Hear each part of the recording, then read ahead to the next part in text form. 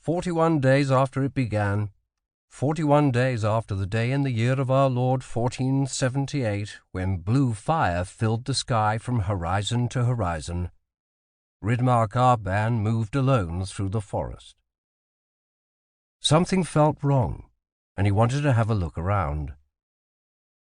The forest was quiet, the grey light of dawn just brightening the trees.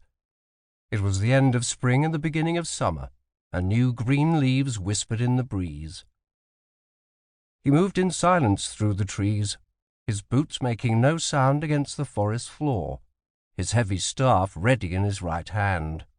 The forest was quiet, but it did not mean it would stay that way.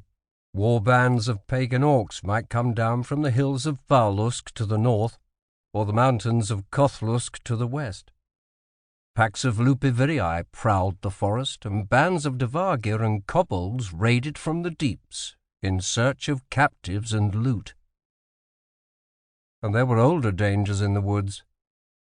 The wild forest had been the site of many wars over the centuries, battles amongst the tribes of orcs, between the orcs and the dwarves of the Three Kingdoms, between the men of Andamheim and the Erdmordar, between the men of Andamheim and the Frostborn. Ridmark looked northwest. He saw nothing but trees in that direction, trees and boulders and fallen leaves. But he knew what waited for him to the northwest.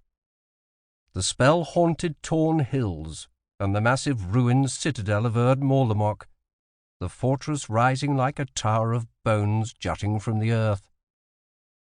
The undead warden, ancient and mighty and cruel. And the answer Ridmark had sought for so long, the secret of the return of the Frostborn. But he could not learn the secret if some creature in the forest killed him first. So Ridmark kept going, remaining watchful. Something uneasy rattled in his mind. Of course he was never at ease, not really. Not since the day he had pursued Marlek to the great hall of Castramarcain, had seen Elia's blood spill upon the black and white tiles of the hall. He pushed that out of his mind. This was not the time to dwell upon it, given that a more immediate danger might lie at hand. Ridmark had spent the last 5 years wandering from one end of the wilder land to another, seeking answers about the Frostborn and finding very little. Yet he had grown familiar with the forests of the wilder land, and this one felt wrong. Too quiet, and no sign of any animals.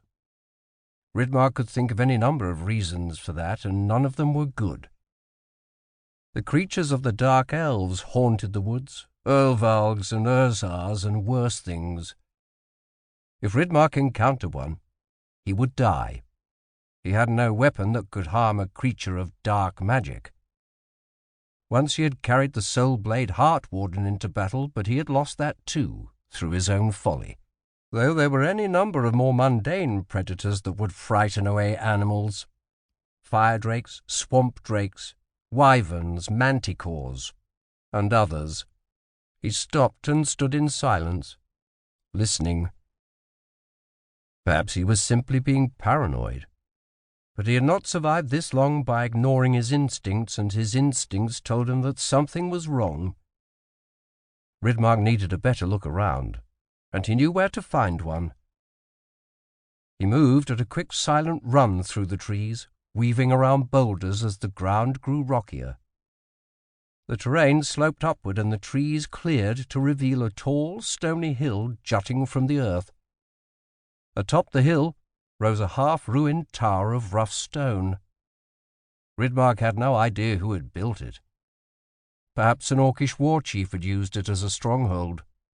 Or maybe a group of fleeing dwarves had constructed it as a hasty temporary refuge. Or perhaps the knights of Andamheim had raised it in the past as a stronghold against the Dark Elves or the Erdmordar or the Frostborn. But whoever had built the tower had been dead for centuries, and it stood abandoned atop the hill. Yet its crumbling shell still had a commanding view of the surrounding forest.